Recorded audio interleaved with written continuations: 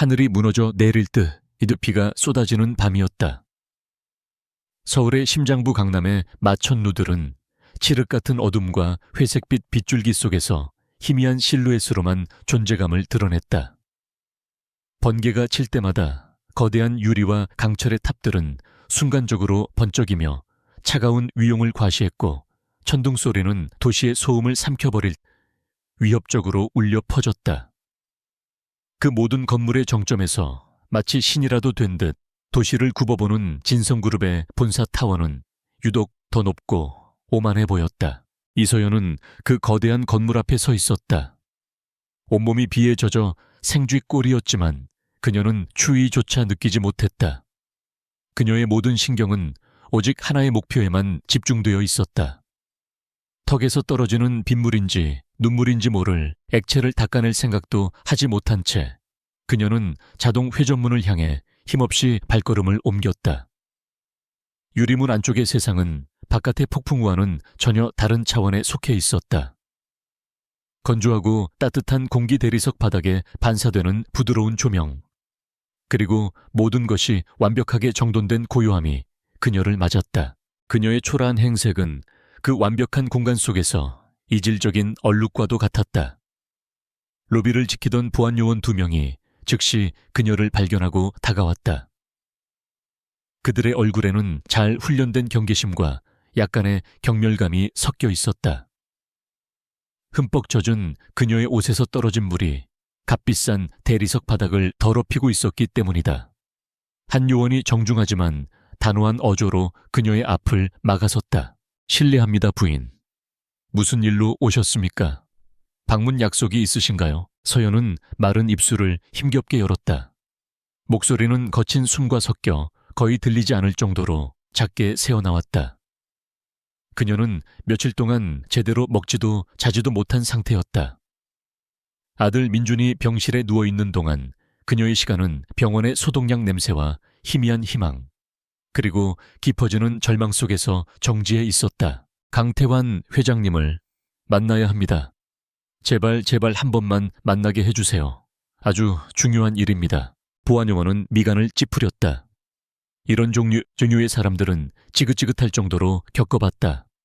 돈을 구걸하러 오는 사람, 억울함을 호소하는 사람, 혹은 정신이 온전치 못한 사람.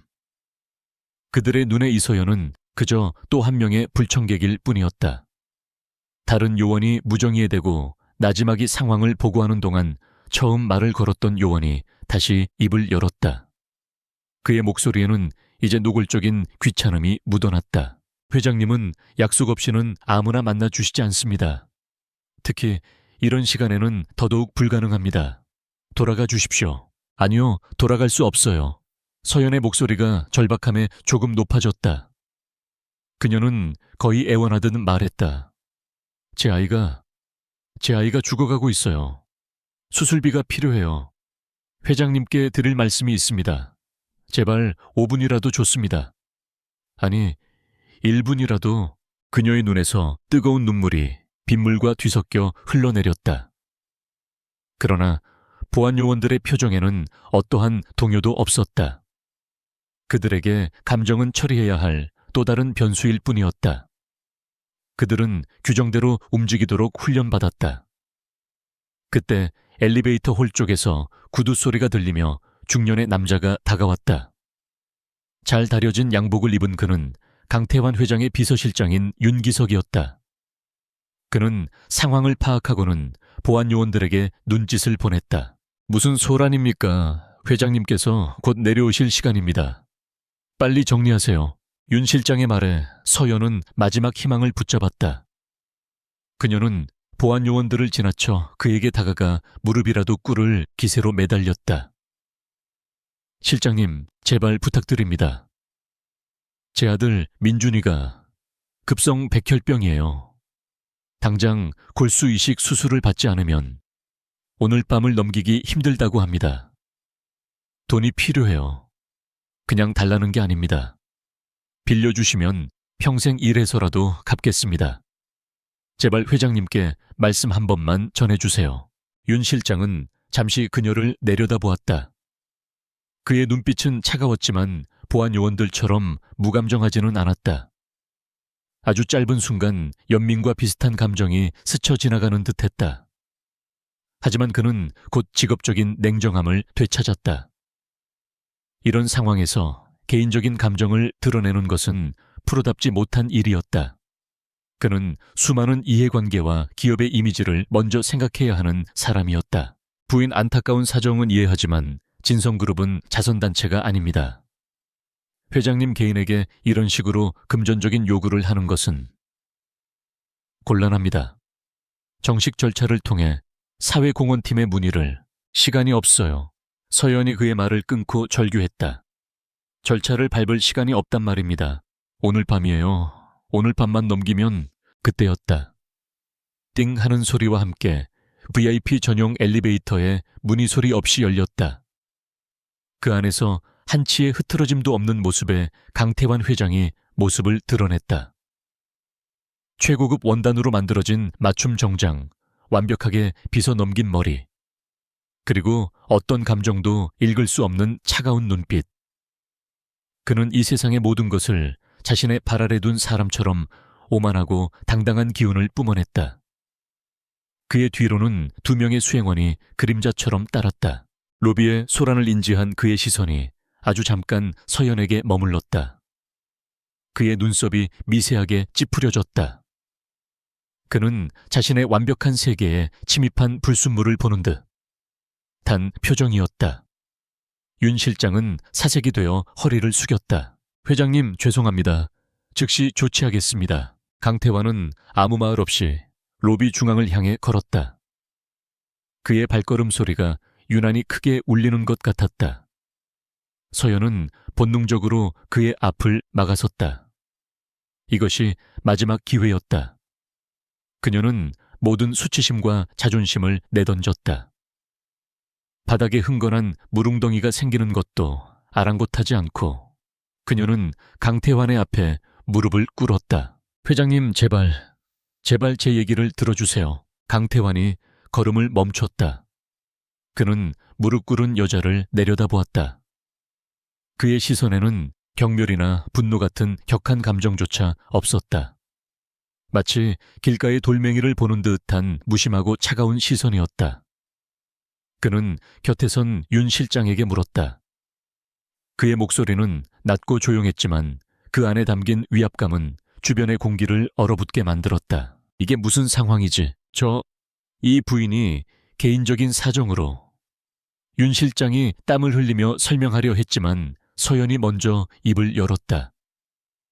그녀는 고개를 들어 강태환을 똑바로 쳐다보며 말했다. 그녀의 목소리는 절박함에 떨리고 있었지만 발음 하나하나는 놀라울 정도로 명확했다. 그녀는 이것이 마지막 기회임을 그리고 이 남자에게 자신의 상황을 정확히 전달해야만 한다는 것을 본능적으로 알고 있었다. 제 아들이 죽어가고 있습니다. 수술비 3억 원이 오늘 밤까지 필요합니다. 회장님께는 큰 돈이 아닐 겁니다.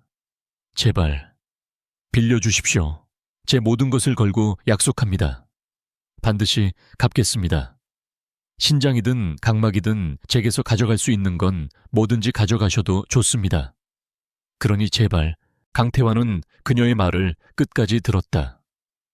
그의 얼굴에는 여전히 아무런 변화가 없었다. 그는 잠시 침묵했다.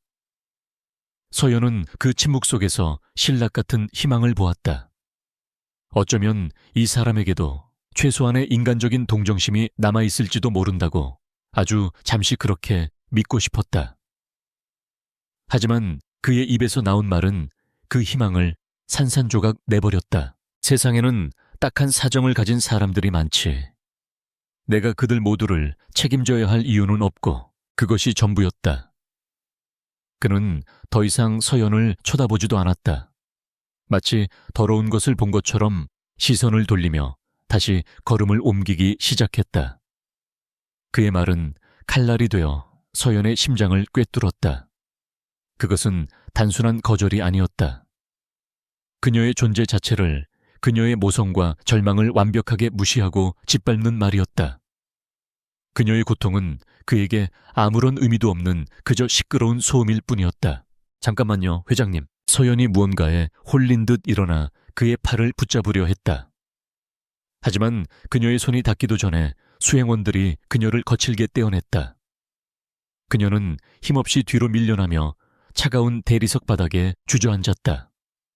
강태환은 옷매무새에 먼지라도 묻었을까 염려하는 듯 수행원들이 그녀를 붙잡았던 자신의 팔 부분을 가볍게 털어냈다.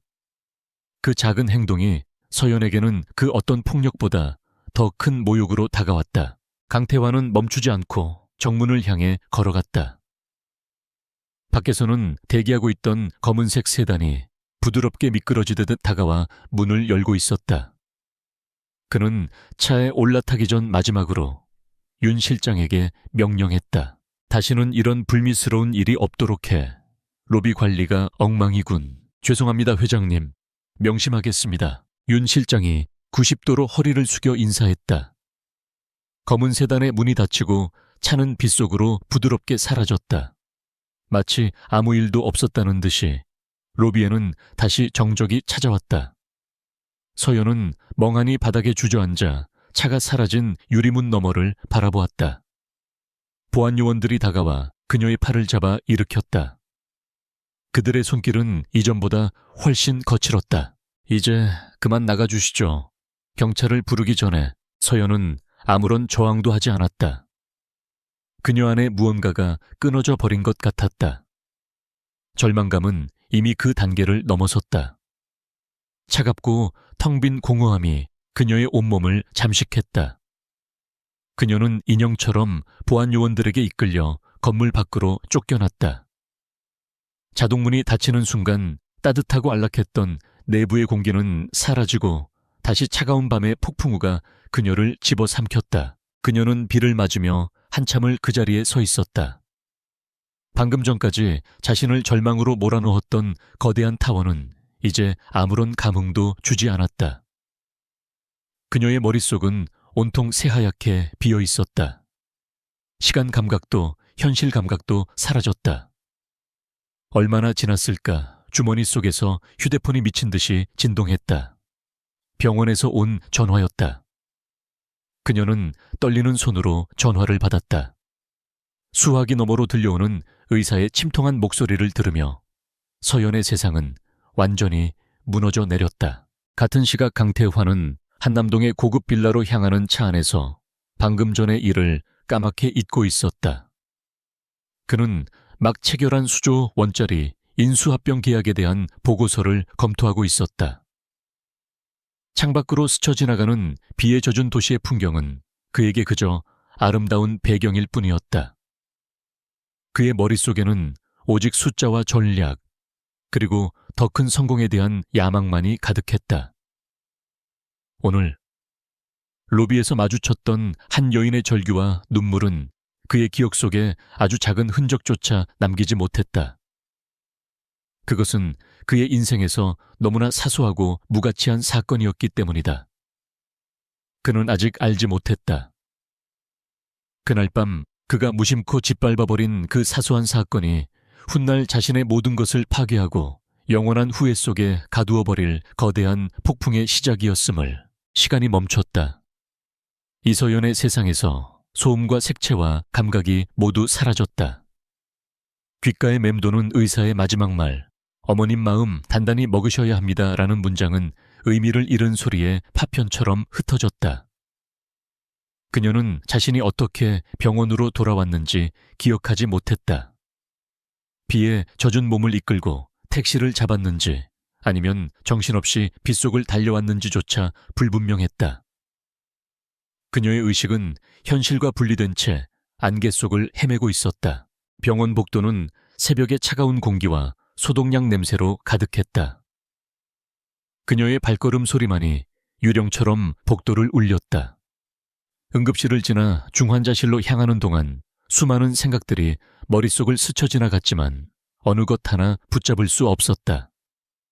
마치 고장난 영사기처럼 아들 민준이의 웃는 얼굴, 아장아장 걷던 모습, 엄마라고 처음 불렀던 순간들이 의미 없이 깜빡이며 나타났다 사라졌다. 마침내 아들의 병실 문 앞에 섰을 때 그녀는 문고리를 잡을 용기가 나지 않았다. 저 문을 열면 무엇을 보게 될지, 그녀의 남은 인생을 어떻게 규정 지을지 너무나도 잘 알고 있었기 때문이다. 잠시 후 안에서 나온 간호사가 그녀를 발견하고는 안타까운 표정으로 고개를 숙였다. 그 침묵의 위로가 서연에게는 사형 선고처럼 들렸다. 그녀는 간호사의 부축을 받으며 기계적으로 병실 안으로 들어섰다. 민준이는 침대 위에 작은 인형처럼 누워 있었다. 창백한 얼굴에는 더 이상 고통의 흔적이 없었다. 평화롭게 잠든 것 같았지만 그 평화는 생명이 떠나간 자리에 찾아온 공허한 적막이었다. 아이의 가슴은 더 이상 오르내리지 않았고 삐걱거리던 인공호흡기 소리도 멎어 있었다. 서연은 침대 옆으로 다가가 떨리는 손을 뻗어 아이의 차가워진 뺨을 쓰다듬었다. 온기가 사라진 감촉이 그녀의 손끝을 타고 심장까지 파고들었다. 눈물이 나오지 않았다. 슬픔이 너무 거대하면 오히려 감각이 마비된다는 것을 그녀는 처음 알았다. 그녀는 그저 아들의 얼굴을 작은 손을 곱슬거리는 머리카락을 하염없이 바라볼 뿐이었다. 세상의 모든 시간이 그 작은 병실 안에 응축되어 멈춰버린 것 같았다. 그녀의 우주였던 아이는 이제 그녀가 만질 수 없는 별이 되어버렸다. 장례는 간소하게 치러졌다. 찾아오는 조문객도 거의 없었다. 몇 년 전 이혼한 남편은 외국에 있다는 핑계로 전화 한 통만 걸어왔을 뿐 모습을 드러내지 않았다. 서연은 혼자서 모든 것을 감당해야 했다. 텅 빈 장례식장에서 아들의 영정 사진을 보며 며칠 밤을 꼬박 세웠다.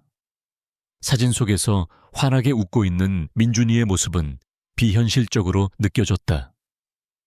그 웃음은 이제 그녀가 영원히 되돌아갈 수 없는 과거의 유물이 되었다. 슬픔 속에서 시간은 무의미하게 흘러갔다. 사람들의 위로도 형식적인 절차들도 그녀의 마음에 닿지 않았다. 그녀는 마치 자신의 몸에서 영혼이 빠져나간 것처럼 무감각했다. 그런데 그 끝없는 공허함 속에서 아주 작은 생각의 파편 하나가 떠올랐다. 그것은 장례식장을 찾아온 먼 친척 아주머니가 무심코 던진 말에서 시작되었다. 어쩌다가 그렇게 어린 것이. 요새 애들은 워낙 약해서 그런가 봐. 특히 그 동네는 공기가 안 좋다는 소리도 있던데. 그 동네. 민준이가 태어나고 5살 때까지 살았던 인천의 작은 아파트 단지. 그곳은 진성그룹의 거대한 화학공단과 불과 몇 킬로미터 떨어져 있지 않았다. 당시에는 대수롭지 않게 생각했다. 오히려 대기업이 근처에 있어 지역 경제에 도움이 된다고 막연히 여겼을 뿐이었다. 하지만 지금 그 기억은 전혀 다른 의미로 다가오기 시작했다. 서연의 머릿속에서 잊고 있던 기억들이 하나둘씩 수면 위로 떠올랐다. 아파트 창문을 열면 가끔 역한 화학약품 냄새가 바람을 타고 넘어왔던 일. 단지 내 놀이터에서 놀던 아이들이 유난히 잔병치레가 잦았던 일. 민준이가 좋아했던 아파트 뒤편에 작은 가을물이 이상하게 거품을 띠고 있었던 일. 그 모든 것들은 그저 불쾌해한 일상의 일부로 치부되었던 사소한 조각들이었다. 그녀는 민준이의 병이 처음 진단받았을 때를 떠올렸다. 의사는 원인이 불분명한 소아급성 백혈병이라고 했다. 유전적 요인도 특별한 가족력도 없었다. 그저 운이 나빴다고 현대의학으로도 설명할 수 없는 경우가 많다고 했다. 서연은 그 말을 그대로 믿었다. 아니, 믿을 수밖에 없었다. 원인을 따지기에는 아이를 살려야 한다는 절박함이 너무나도 컸기 때문이다. 하지만 이제 민준이는 없다. 절박함이 사라진 자리에는 차가운 이성이 싹트기 시작했다. 그녀는 결혼 전 증권가에서 가장 촉망받는 애널리스트였다. 수천 개의 데이터를 분석하고 숨겨진 연관성을 찾아내 기업의 가치를 평가하는 것이 그녀의 일이었다. 결혼과 함께 경력이 단절되었지만 날카로운 분석력과 집요한 논리는 그녀의 내면에 그대로 잠들어 있었다. 장례 절차가 모두 끝나고 작은 유골함을 품에 안고 텅 빈 집으로 돌아온. 날밤 서연은 처음으로 소리내어 울었다. 아이의 흔적이 가득한 집은 거대한 무덤처럼 느껴졌다. 장난감 로봇 색연필로 그린 가족 그림 작은 신발. 그 모든 것들이 그녀의 심장을 난도질했다. 그녀는 밤새도록 울고 또 울었다. 모든 눈물이 말라붙어 더 이상 흘릴 액체가 남아있지 않을 때까지. 그리고 동이 틀 무렵 그녀는 자리에서 일어났다. 눈물로 부은 눈은 붉게 충혈되어 있었지만 그 안의 빛은 이전과 달랐다. 절망과 슬픔 대신 차갑고 단단한 무언가가 자리 잡고 있었다. 그것은 분노와는 조금 다른 감정이었다. 분노는 뜨겁고 순간적이지만 그녀의 마음속에 자리 잡은 것은 얼음처럼 차갑고 영원히 녹지 않을 것 같은 결이었다. 그녀는 기계적인 동작으로 집안을 정리하기 시작했다. 가장 먼저 한 일은 민준이의 물건들을 상자에 담는 것이었다. 슬픔을 잊기 위해서가 아니었다. 앞으로 자신이 해야 할 일에 방해가 되기 때문이었다. 하나하나 물건을 담을 때마다 아이와의 추억이 심장을 찔렀지만 그녀는 입술을 깨물며 버텨냈다. 이것은 애도가 아닌 전투를 위한 준비였다. 마지막으로 아들의 사진이 담긴 액자를 상자에 넣은 후 그녀는 서재로 향했다. 몇 년간 먼지만 쌓여있던 책상 위를 깨끗이 닦았다. 육아 서적과 가계부를 치우고 그 자리에 노트북을 올려놓았다. 노트북을 켜자 익숙한 바탕화면이 나타났다. 그녀는 잠시 망설임 없이 인터넷 브라우저를 열었다. 그리고 검색창에 한 단어 한 단어 또박또박 글자를 입력했다. 진성그룹 인천 화학공장, 환경오염, 주민피해, 수많은 기사와 자료들이 화면을 채웠다. 대부분은 진성그룹의 사회공헌 활동을 칭송하거나 지역 경제 발전에 기여했다는 홍보성 기사였다. 하지만 그 사이사이에 아주 작게 묻혀버린 기사들이 있었다. 몇 년 전 지역 언론에서 제기했던 공장 폐수 무단 방류 의혹, 인근 주민들의 원인 모를 질병 호소에 대한 짧은 기사. 하지만 그 기사들은 모두 후속 보도 없이 사라져 있었다. 거대한 힘에 의해 억눌린 흔적이 역력했다. 서연은 마우스를 쥔 손에 힘을 주었다. 그녀의 눈빛은 데이터를 분석하던 애널리스트 시절처럼 날카롭게 빛났다. 이것은 더 이상 한 아이의 엄마가 흘리는 눈물의 문제가 아니었다. 이것은 진실과 거짓 정의와 불의의 싸움이었다. 그녀는 자신의 아들이 왜 죽어야만 했는지 알아야 했다. 만약 거기에 단 하나의 부당함이라도 존재한다면 그녀는 자신의 모든 것을 걸고 그 대가를 치르게 할 생각이었다. 그녀는 그 비오는 밤 자신을 벌레처럼 내려다보던 강태환의 차가운 눈빛을 떠올렸다. 그 오만하고 무심했던 표정.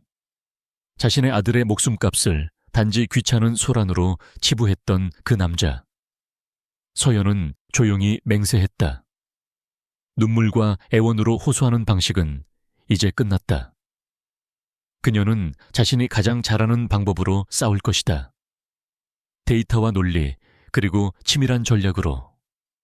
강태환과 진성그룹이 쌓아 올린 견고한 성을 그녀는 가장 약한 벽돌부터 하나씩 빼내어 무너뜨릴 것이다. 그리고 마지막에는 그가 자신의 오만함의 무게에 짓눌려 스스로 무너지게 만들 것이다. 이것은 복수가 아니었다. 늦어버린 정의의 실현이자 아들을 위한 마지막 약속이었다. 이서연의 시간은 두 개로 나뉘었다. 아들이 떠나기 전과 후. 이전의 시간은 따뜻한 햇살과 아이의 웃음소리로 채워진 다채로운 기억이었지만 이후의 시간은 오직 하나의 목표를 향해 달려가는 흑백의 직선도로와 같았다. 그녀는 더 이상 아침에 일어나고 밤에 잠드는 평범한 일상을 살지 않았다. 피곤이 극에 달에 쓰러지듯 잠들었다가 악몽에 놀라 깨어나면 다시 노트북 앞으로 돌아오는 생활의 연속이었다. 그녀의 아파트는 점차 집으로서의 기능을 잃고 전투지휘 본부처럼 변해갔다. 거실 벽에는 거대한 화이트보드가 걸렸고 그 위에는 진성그룹의 지배구조 관련 인물들의 이름, 그리고 의심스러운 자금 흐름을 나타내는 선과 도형들이 복잡한 거미줄처럼 얽혀 있었다.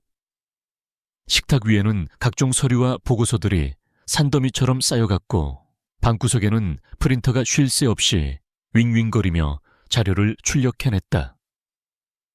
그녀는 외부와의 모든 접촉을 끊었다. 세상에 그녀는 없는 사람이나 마찬가지였다. 그녀의 첫 번째 목표는 진성그룹의 공식적인 기록들이었다. 금융감독은 전자공시 시스템에 올라온 수십 년치의 사업보고서, 감사보고서, 주주총회, 의사록까지 애널리스트 시절 숫자의 행간에 숨겨진 진실을 읽어내는 훈련을 혹독하게 받았던 그녀였다. 그녀는 일반인들이라면 그냥 지나칠 사소한 숫자와 문구들 속에서 이상한 점들을 발견하기 시작했다. 특히 그녀의 눈길을 끈 것은 인천 화학공장의 환경관리 비용이었다. 공장의 규모와 생산량을 고려했을 때 폐기물 처리 및 오염 방지 시설에 책정된 예산이 터무니없이 적었다. 다른 동종업계 기업들과 비교해도 거의 절반 수준이었다. 회계 장부상으로는 완벽하게 처리된 것처럼 보였지만 그 이면에는 분명 무언가 감춰진 비밀이 있을 것이라고 그녀의 직감이 말해주고 있었다. 며칠 밤을 새워 재무제표를 분석하던 그녀는 마침내 결정적인 단서를 찾아냈다. 민준이가 백혈병 진단을 받기 약 1년 전부터 몇 년간 진성그룹의 재무제표에 경영 컨설팅 비용이라는 항목으로 매년 수십억 원의 거액이 지출된 기록이 있었다. 지출 대상은 페이퍼 컴퍼니로 의심되는 실체가 불분명한 해외 법인들이었다. 시기적으로나 규모로나 과거 지역 언론에서 환경오염 의혹을 제기했다가 조용히 사라졌던 시점과 정확히 일치했다. 이것은 입막음을 위한 뇌물이거나 비자금을 조성한 흔적일 가능성이 높았다. 이제 그녀는 조사 범위를 정부 기관의 데이터베이스로 넓혔다. 환경부의 대기 및 수질 오염 측정 자료, 토양 오염 실태 조사 보고서, 그리고 인천 공장에 대한 정기 환경 감사 결과 보고서까지 접근 가능한 모든 자료를 샅샅이 뒤졌다. 처음에는 모든 것이 합법적인 기준치 이내인 것처럼 보였다. 진성그룹은 법의 테두리 안에서 교묘하게 움직이고 있었다. 하지만 서연은 포기하지 않았다.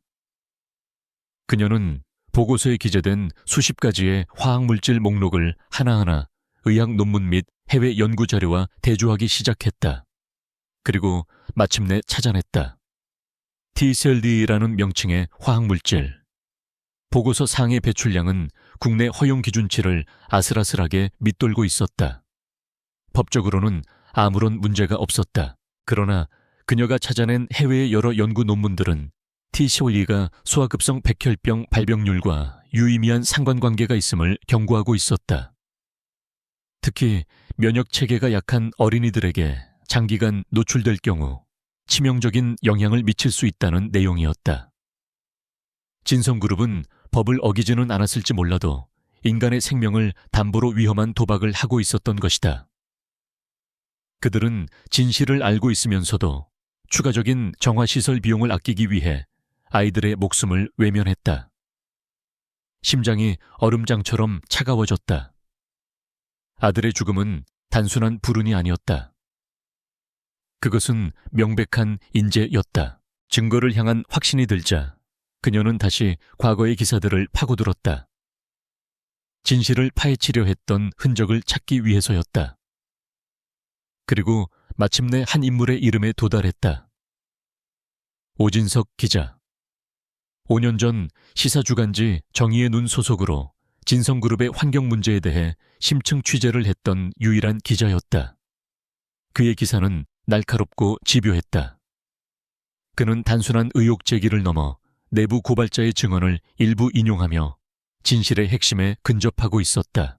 하지만 그의 기사는 단 3차례 연재된 후 갑자기 중단되었다. 그리고 얼마 지나지 않아 오진석 기자는 일신상의 사유로 시사주간지를 퇴사했다는 짧은 부고 기사가 실렸다. 그 이후 언론계에서 그의 이름은 찾아볼 수 없었다. 마치 처음부터 존재하지 않았던 사람처럼 서연은 그의 이름으로 인터넷을 검색했다. 몇 시간에 걸친 검색 끝에 그녀는 그가 현재 진실의 목소리라는 이름의 아주 작은 인터넷 언론사를 혼자 운영하고 있다는 사실을 알아냈다. 홈페이지는 조악했고 올라오는 기사들도 대부분 대기업의 후원을 받는 거대 언론사들이 외면하는 작은 사회적 이슈들이었다. 그는 싸움을 멈추지 않았지만 창은 무뎌지고 방패는 낡아 보였다. 거대한 권력에 맞서다 모든 것을 잃고 변방으로 밀려난 패배한 전사의 모습이었다. 서연은 잠시 고민에 빠졌다. 그에게 연락하는 것은 위험한 일이었다. 자신의 존재가 외부에 노출될 수 있었고, 만약 그가 진성그룹의 회유에 넘어갔거나 싸울 의지를 완전히 상실했다면 모든 계획이 수포로 돌아갈 수도 있었다. 그러나 그녀는 혼자서 이 싸움을 계속할 수 없다는 것도 잘 알고 있었다. 그녀가 가진 것은 데이터와 분석 능력뿐이었다. 진실을 세상에 알리고 법적인 책임을 묻기 위해서는 언론의 힘이, 그리고 이 싸움의 생리를 아는 조력자가 절실히 필요했다. 오진석은 그녀가 가진 유일한 희망의 끈이었다. 그녀는 그의 기사들을 밤새워 모두 읽었다. 그의 글에는 여전히 진실을 향한 뜨거운 열정과 사회적 약자에 대한 연민이 살아있었다. 그는 패배했을지언정 변절하지는 않은 사람이었다. 서연은 결심했다. 그녀는 오진석을 만나야만 했다. 하지만 섣불리 다가갈 수는 없었다. 그녀는 공중전화 박스를 찾아 나섰다. 자신의 흔적을 남기지 않기 위해서였다. 차가운 수화기를 들고 그의 인터넷 언론사 사무실 번호를 눌렀다. 몇 차례의 신호음 끝에 지치고 약간은 갈라진 남자의 목소리가 들려왔다. 여보세요. 진실의 목소리입니다. 서연은 미리 준비한 대로 목소리를 낮게 깔고 말했다. 오진석 기자님 되십니까? 네, 맞습니다만. 누구시죠? 상대방의 목소리에는 경계심이 가득했다. 하긴 이런 작은 언론사에 신분을 밝히지 않고 전화하는 경우는 대부분 악성 민원이거나 광고 전화 일터였다. 서연은 망설이지 않고 본론을 말했다.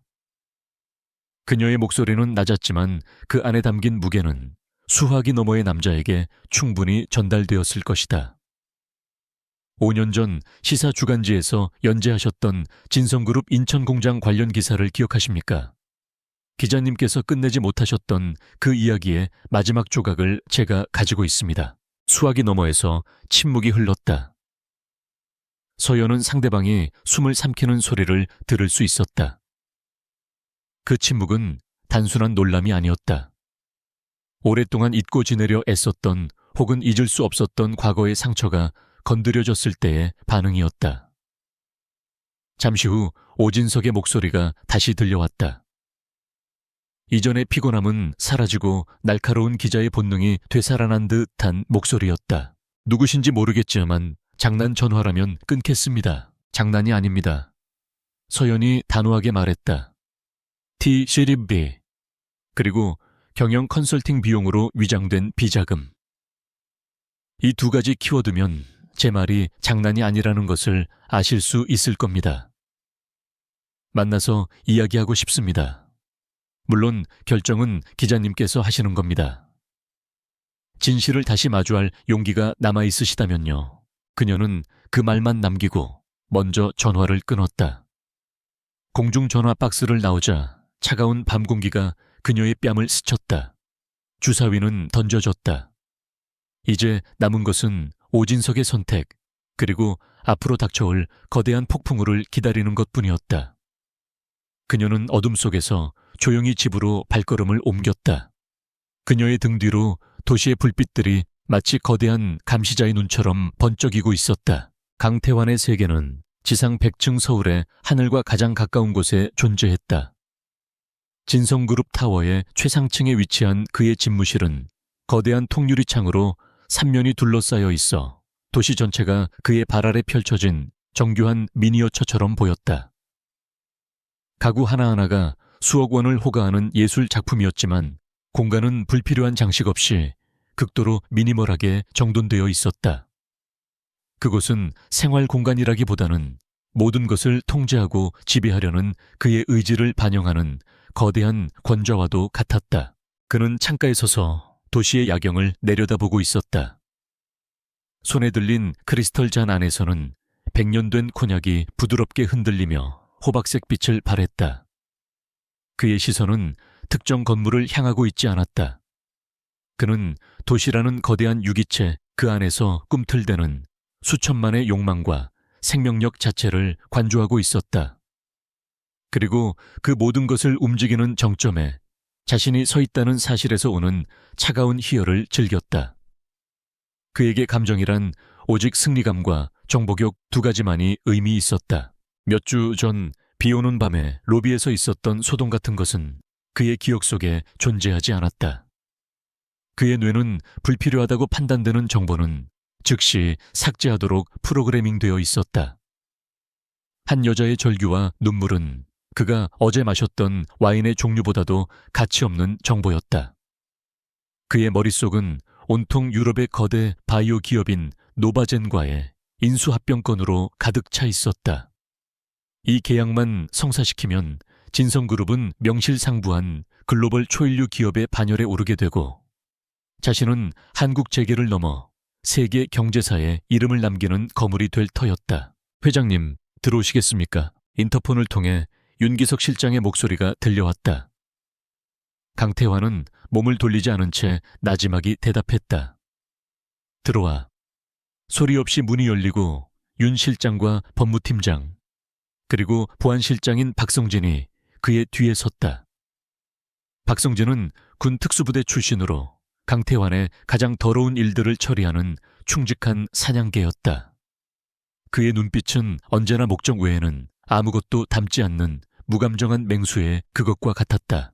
노바젠 측에서 최종 수정 계약서를 보내왔습니다. 저희 측 요구사항이 대부분 반영되었습니다. 윤 실장이 서류를 내밀며 보고했다. 강태환은 천천히 몸을 돌려 서류를 받아들었다. 그는 소파에 앉지 않고 거대한 원목 책상에 기대선 채로 빠르게 서류를 훑어내려갔다. 그의 눈은 불필요한 수식어는 건너뛰고 핵심적인 조항과 숫자들만을 정확히 포착해냈다. 몇 분간의 침묵 끝에 그가 입을 열었다. 독소 조항은 전부 제거된 건가? 법무팀장이 긴장한 얼굴로 대답했다. 네, 회장님. 특히 문제의 소지가 있었던 13조 4항 인수 후 현지 고용 유지 의무 조항은 저희가 제시한 수정안대로 5년에서 1년으로 단축되었습니다. 사실상 저희에게 전적인 재량권을 넘긴 것이나 다름없습니다. 강태환의 입가에 희미한 미소가 떠올랐다. 만족의 표시였다. 그는 1년 뒤 노바젠의 비효율적인 인력들을 대규모로 구조조정할 계획을 이미 세워두고 있었다. 그에게 직원이란 부품과 같았다. 성능이 떨어지거나 비용만 많이 차지하는 부품은 언제든 교체하면 그만이었다. 동정이나 연민은 기업을 병들게 하는 바이러스라고 그는 굳게 믿었다.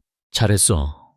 최종 3명은 예정대로 다음 주 스위스에서 진행하도록 준비해. 알겠습니다, 회장님. 그때 윤 실장이 무언가 생각난 듯 조심스럽게 입을 열었다. 그리고 회장님 보고 드릴 작은 사안이 하나 있습니다. 최근 회사에 대한 근거 없는 비방글이 인터넷에 조금씩 올라오고 있습니다. 규모는 작지만 내용이 다소 악의적이라 강태환은 미간을 찌푸렸다. 그는 이런 사소한 보고를 듣는 것을 극도로 싫어했다. 내용이 뭐지? 윤 실장은 옆에 서 있던 박성진 실장에게 눈짓을 보냈다. 박 실장이 한 걸음 앞으로 나서며 보고했다. 그의 목소리는 감정 없이 건조했다. 진실의 목소리라는 소규모 인터넷 언론사입니다. 5년 전 폐기되었던 인천공장 환경오염 루머를 다시 들추고 있습니다. 증거도 없이 의혹만 제기하는 수준이라 여론에 미치는 영향은 거의 없습니다. 작성자는 오진석이라는 과거에도 저희 그룹에 대해 악의적인 기사를 썼다가 업계에서 퇴출당한 기자입니다.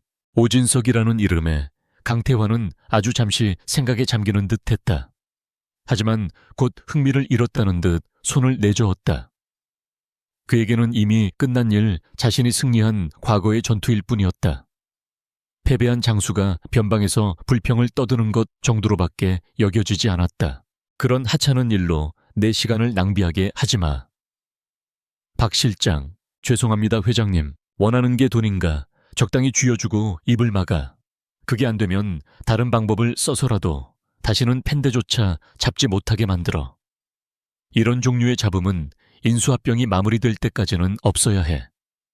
내 말 뜻 알겠나? 박성진은 고개를 깊이 숙였다. 그의 눈에 차가운 빛이 스쳐 지나갔다. 명심하겠습니다, 회장님. 조용히 그리고 확실하게 처리하겠습니다. 그것으로 대화는 끝이었다. 강태환은 그들에게 나가보라는 듯 손짓했다. 세 사람이 집무실을 나가자 공간에는 다시 완벽한 정적이 찾아왔다. 그는 다시 창가로 다가가 콘약잔을 입으로 가져갔다. 그의 눈에는 작은 인터넷 언론사나 퇴물 기자의 이름 따위는 더 이상 남아있지 않았다. 그의 시선은 이미 다음 주에 있을 스위스에서의 최종 계약, 그리고 그 이후에 펼쳐질 거대한 성공 신화를 향해 있었다. 그는 자신의 제국이 얼마나 견고한지 잘 알고 있었다.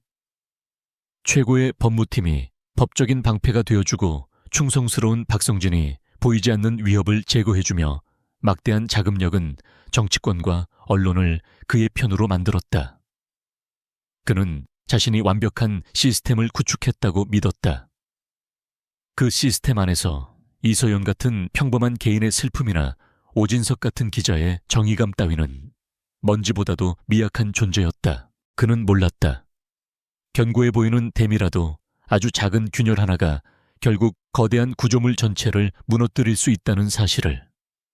그리고 그 작은 균열이 바로 몇 주 전 자신이 무심코 짓밟았던 한 여인의 마른 눈물에서부터 시작되고 있다는 것을. 그는 자신의 오만함이라는 안개 속에서 자신을 향해 서서히 다가오는 거대한 그림자를 전혀 감지하지 못하고 있었다. 그는 마지막 한 모금의 콘약을 삼키며 다가올 승리를 위해 조용히 잔을 들어 올렸다. 그 모습은 마치 비극의 주인공이 자신의 운명을 모른 채 축배를 드는 연극의 한 장면과도 같았다.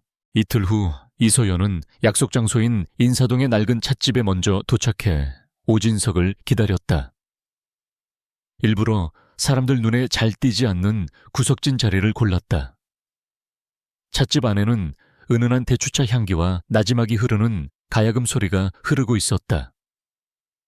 창밖의 번잡한 세상과는 분리된 듯한 고즈넉한 분위기였지만 서연의 신경은 칼날처럼 날카롭게 서 있었다. 그녀의 미래아니 그녀의 전쟁은 오늘 이 자리에서 시작될 수도 혹은 허무하게 끝나버릴 수도 있었다. 약속 시간 정각에 삐걱거리는 나무 문이 열리며 한 남자가 들어왔다. 50대 초반으로 보이는 지쳐 보이지만 어딘가 형형한 눈빛을 가진 남자. 서연은 그가 오진석임을 직감했다. 그는 찻집 안을 한번 쓱 훑어보더니 혼자 앉아있는 서연을 발견하고는 곧장 그녀의 테이블로 다가왔다. 그의 걸음걸이에는 오랜 세월 몸에 밴 경계심이 묻어 있었다. 자리에 앉은 그는 아무 말 없이 서연을 빤히 쳐다보았다. 마치 그녀의 의도를 꿰뚫어 보려는 듯한 날카로운 시선이었다. 서연 역시 침묵을 지키며 그의 시선을 피하지 않았다. 잠시 동안 두 사람 사이에는 팽팽한 긴장감만이 감돌았다. 먼저 침묵을 깬 것은 오진석이었다. 당신 대체 누구요? 진성 쪽에서 보낸 사람이요. 그의 목소리는 불신으로 가득 차 있었다. 서연은 고개를 접어 었다. 제가 진성 사람이었다면 이런 식으로 접근하지 않았을 겁니다. 그녀는 가방에서 노트북을 꺼내 그의 앞으로 밀어주었다. 제 신분은 중요하지 않습니다. 중요한 건 제가 무엇을 가지고 있느냐 하는 거죠. 화면에 보이는 건 지난 10년간 진성그룹 인천공장의 환경감사 보고서와 회계 자료를 교차 분석한 결과입니다. 오진석의 시선이 노트북 화면으로 향했다. 처음에는 반신반의하던 그의 눈빛이 점차 심각하게 변하기 시작했다. 화면에는 서연이 밤을 새워 정리한 데이터와 그래프들이 일목요연하게 정리되어 있었다. 법적 기준치를 교묘하게 회피한 TCCV 배출량의 변화, 추위 환경 스캔들이 터졌던 시점과 정확히 일치하는 유령 회사를 통한 자금 세탁 정황. 그것은 단순한 의혹이 아닌 명백한 증거의 조각들이었다. 이 자료들 어떻게 손에 넣은 거요? 오진석의 목소리가 미세하게 떨리고 있었다. 대부분은 공개된 자료들입니다. 아무도 그것들을 연결해서 보려고 하지 않았을 뿐이죠. 기자님께서 5년 전에 시작하셨지만 끝내지 못했던 바로 그 작업입니다. 오진석은 마른 침을 삼켰다. 그는 5년 전 이 문제에 매달렸다가 자신의 인생이 어떻게 망가졌는지 똑똑히 기억하고 있었다. 협박과 회유 언론사 내부의 압력, 그리고 결국에는 불명예스러운 퇴사. 그는 진성그룹이라는 거대한 벽 앞에서 철저히 패배했다. 그 이후로 그는 무력감과 냉소주의에 빠져 살았다. 하지만 지금 그의 눈앞에 나타난 한 여자가 그 잊고 싶었던 과거의 악몽을 다시 현실로 끄집어내고 있었다. 왜 나를 찾아왔소?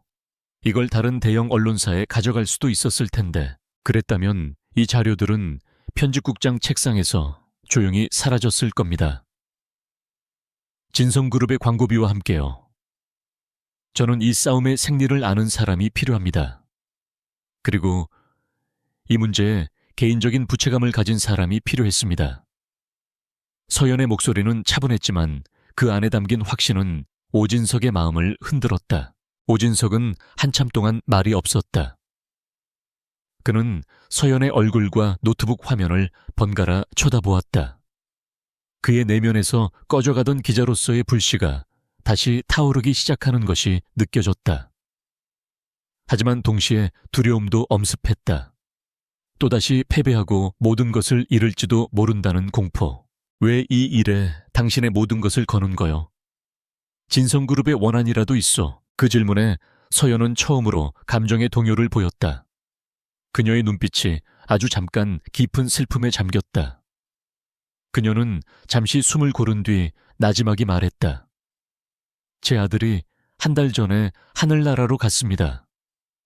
급성 백혈병이었어요. 아이는 인천 공장 근처에서 태어나고 자랐습니다. 더 이상의 설명은 필요 없었다. 오진석은 그제야 모든 것을 이해했다. 그녀의 눈빛에 서린 차가운 결의의 정체를. 그녀는 복수를 원하는 것이 아니었다. 자신의 아들과 같은 또 다른 희생자가 나오지 않게 하려는, 그리고 빼앗긴 진실을 되찾으려는 한 어머니의 마지막 싸움이었다. 오진석은 마음을 정했다. 그는 자리에서 일어나 서연에게 손을 내밀었다. 알겠습니다. 돕겠습니다. 어디서부터 시작하면 되겠습니까? 두 사람의 동맹은 그렇게 시작되었다. 그들의 첫 번째 과제는 흩어져 있는 다른 피해자들을 찾아내고 그들을 설득하는 것이었다. 오진석은 과거 취재 당시에 만났지만 진성의 협박에 입을 닫아버렸던 사람들의 연락처를 뒤지기 시작했다. 서연은 지역 병원의 데이터와 주민 기록을 분석해 특정 질병이 비정상적으로 높게 발병한 지역과 가구들을 지도 위에 표시해 나갔다. 며칠 후 그들은 첫 번째 목표 가정을 찾아갔다. 3년 전 12살 난 손자를 민준이와 같은 병으로 잃은 노부부였다. 작은 빌라에 문을 열고 나온 노인의 얼굴에는 깊은 슬픔과 경계심이 함께 서려 있었다. 그들은 오진석의 얼굴을 알아보고는 손사래부터 쳤다. 기자 양반, 우린 이제 할 말 없어. 제발 우리 좀 내버려 두시오. 괜히 나섰다가 집안 풍비박산 나는 꼴 또 보기 싫으니까. 과거에 진성그룹 측 사람들이 찾아와 얼마간의 보상금을 쥐어주며 다시는 이 문제에 대해 입을 열지 않겠다는 각서를 쓰게 했던 것이다.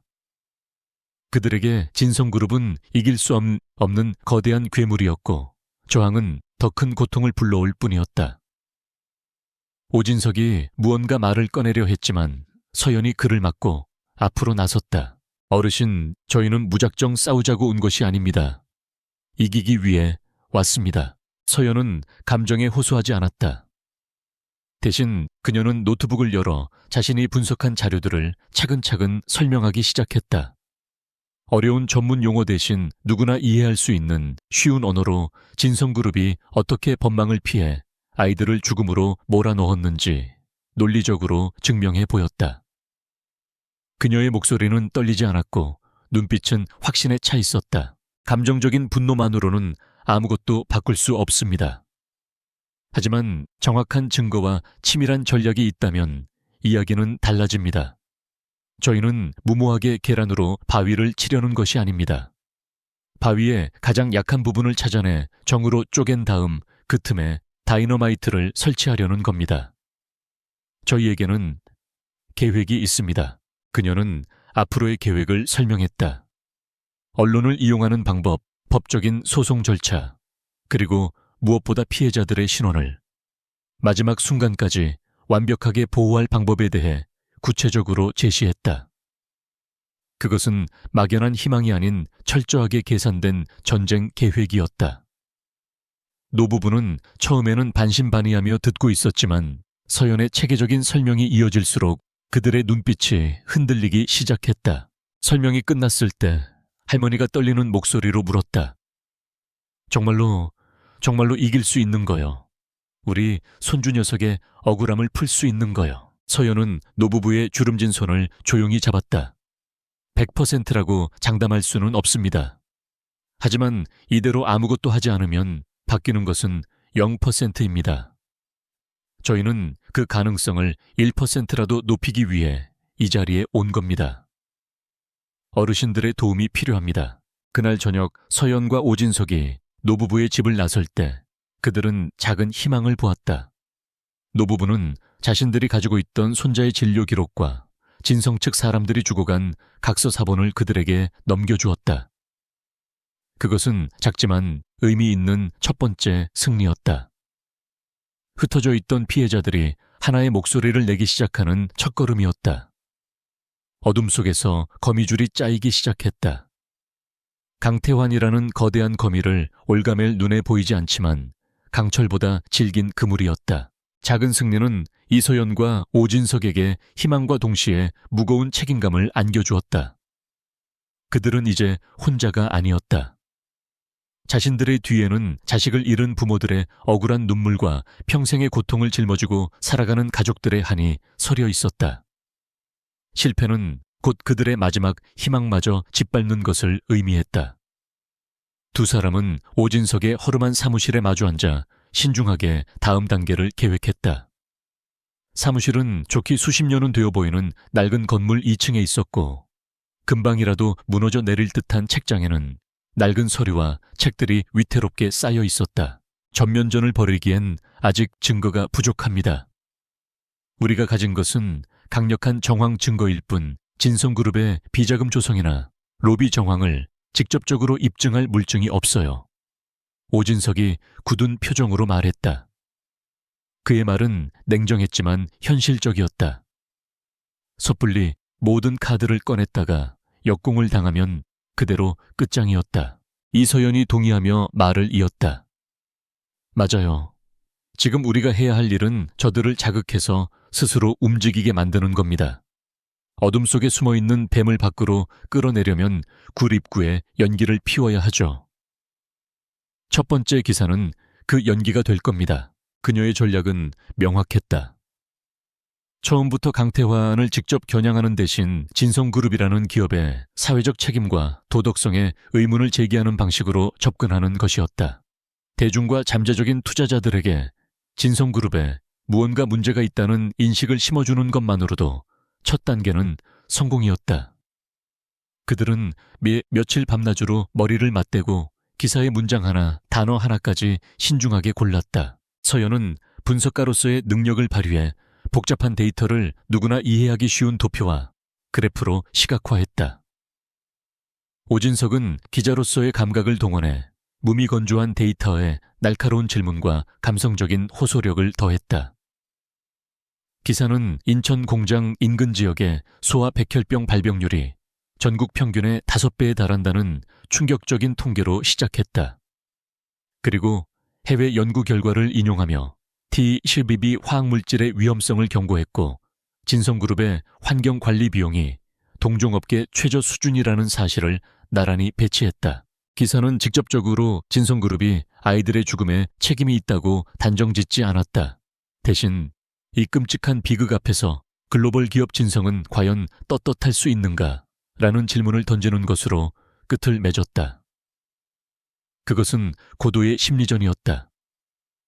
부인하자니 스스로 의혹을 인정하는 꼴이 되고 무시하자니 찝찝함을 남기는 교묘하게 설계된 공격이었다. 마침내 기사는 진실의 목소리 홈페이지 메인 화면에 올라갔다. 죽음의 그림자 진성그룹과 병든 아이들이라는 자극적인 제목과 함께 처음 몇 시간 동안은 아무런 반응도 없었다. 하루 방문자가 채 100명도 되지 않는 작은 언론사의 외침은 거대한 인터넷의 바다에서 그저 미약한 파동에 불과했다. 서연과 오진석은 초조하게 새로 고친 버튼을 누르며 시간을 보냈다. 변화는 아주 작은 곳에서부터 시작되었다. 한 환경운동단체의 온라인 커뮤니티에 누군가가 그 기사를 퍼다 날랐다. 곧이어 소아암 환우 부모들이 모인 인터넷 카페에도 기사가 공유되었다. 우리 아이도 어쩐지 그 동네 애들이 유난히 많이 아프더라와 같은 댓글들이 하나둘씩 달리기 시작했다. 공감과 분노가 서서히 번져나갔다. 이틀이 지나자 기사는 몇몇 소셜미디어 인플루언서들의 눈에 띄었고 마침내 수만 건의 공유와 수천 개의 댓글이 달리는 이슈로 떠올랐다. 진성그룹 홍보팀에서 이 사실을 인지한 것은 기사가 올라온 지 사흘째 되는 날 아침이었다. 위기관리 시스템이 진성그룹, 백혈병과 같은 부정적인 키워드의 급증을 포착해낸 것이다. 처음 홍보팀장은 대수롭지 않게 생각했다. 늘 있는 악성 루머 중 하나일 거라고 치부했다. 하지만 보고서를 읽어 내려갈수록 그의 표정은 심각하게 굳어졌다. 기사의 논리가 너무나도 정교했고 데이터의 출처가 명확했기 때문이다. 그날 오후 긴급 임원회의에서 이 문제는 강태환에게 보고되었다.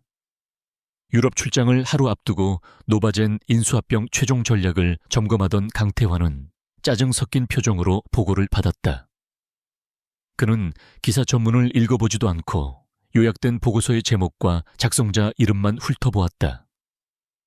오진석이라는 이름에서 그의 입가에 경멸적인 미소가 걸렸다. 이 자는 아직도 이러고 다니는군. 5년 전에 뼈저리게 가르쳐줬다고 생각했는데 학습 능력이 부족한 모양이야. 홍보팀장이 조심스럽게 말했다. 회장님, 이번에는 대응이 필요할 것 같습니다. 여론이 생각보다 빠르게 확산되고 있습니다.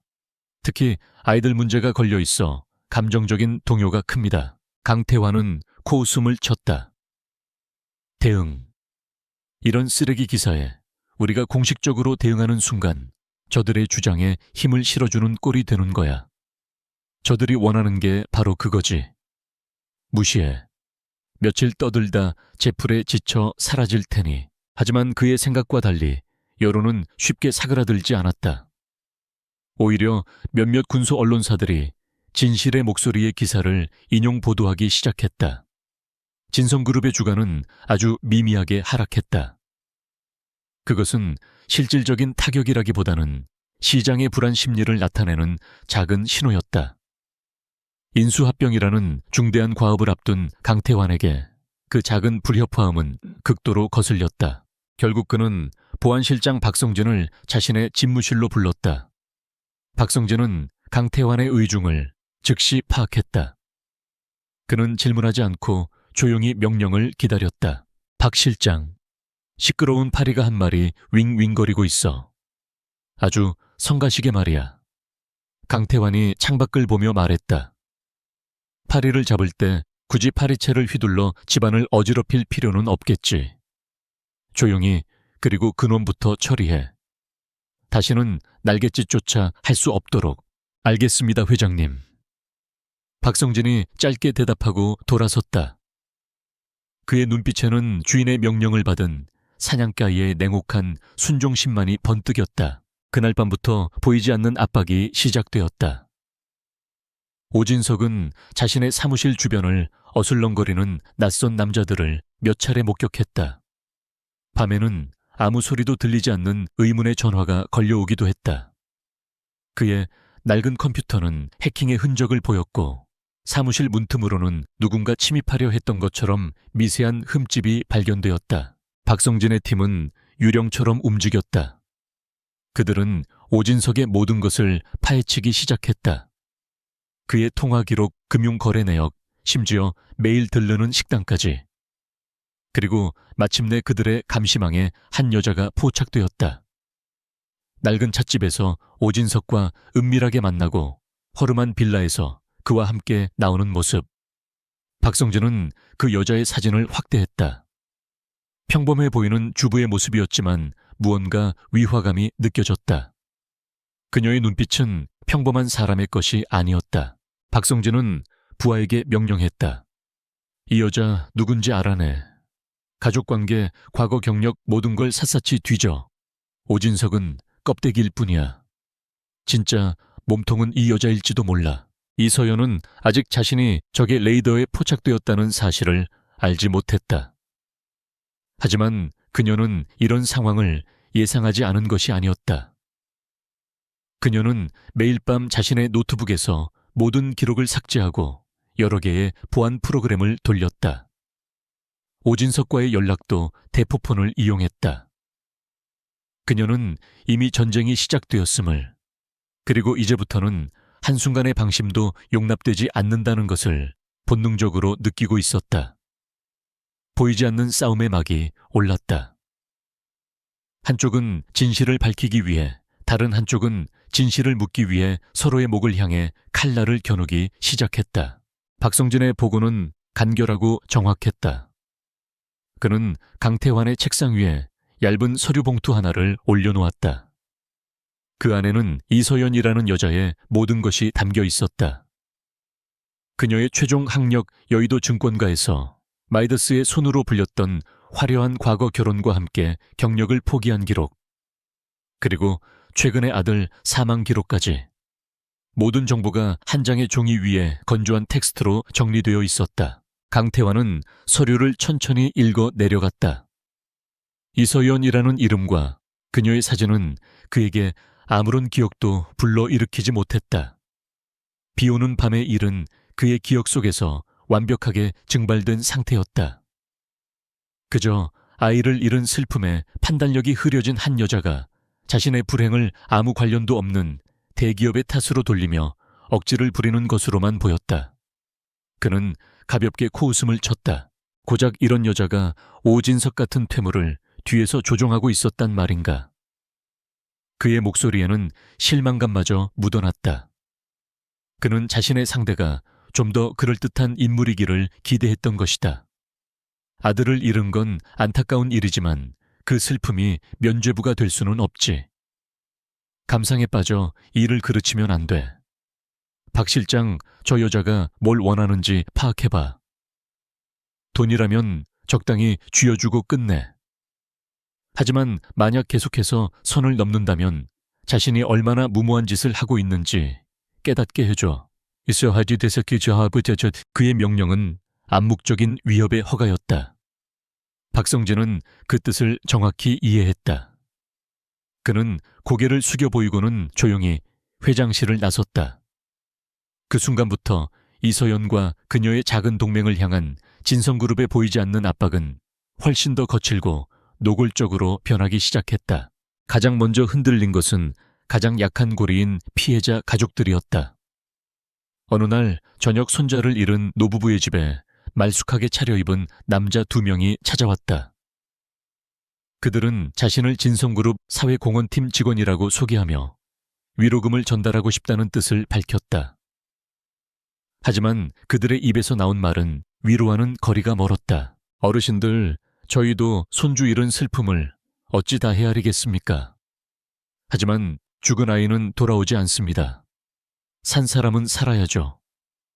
괜히 이상한 기자랑 엮여서 남은 인생까지 고달파지시면 손주 녀석이 하늘에서 편히 눈을 감겠습니까? 따님네 회사에도 저희 그룹 협력사가 많던데 세상 일이라는 게 참 좁더군요. 그것은 부드러운 목소리로 전하는 명백한 협박이었다. 다른 피해자 가족들에게도 비슷한 방식의 압박이 가해졌다. 남편의 직장을 거론하고 자녀의 학교 생활을 은근히 암시하며 심지어는 과거에 잊고 싶었던 빈 문제를 들추어내기도 했다. 진성그룹의 정보망은 거미줄처럼 사회 곳곳에 퍼져 있었고 평범한 개인의 약점을 찾아내는 것은 그들에게 식은 죽 먹기였다. 오진석의 사무실은 밤사이 누군가 침입해 난장판이 되어 있었다. 중요한 서류가 사라지지는 않았지만 책상 위에는 목이 잘린 비둘기 사체가 놓여 있었다. 그것은 원시적이지만 가장 확실한 공포를 유발하는 경고였다. 오진석은 아침에 사무실 문을 열고 그 끔찍한 광경을 마주하고는 위액을 토해냈다. 그는 5년 전의 악몽이 재현되고 있음을 느꼈다. 하지만 이서연을 향한 압박은 그보다 훨씬 더 집요하고 개인적이었다. 그녀는 자신이 24시간 감시당하고 있다는 것을 피부로 느꼈다. 집 앞 골목에는 며칠째 똑같은 검은색 승용차가 서 있었고 장을 보러 나갈 때면 언제나 낯선 그림자가 뒤를 따랐다.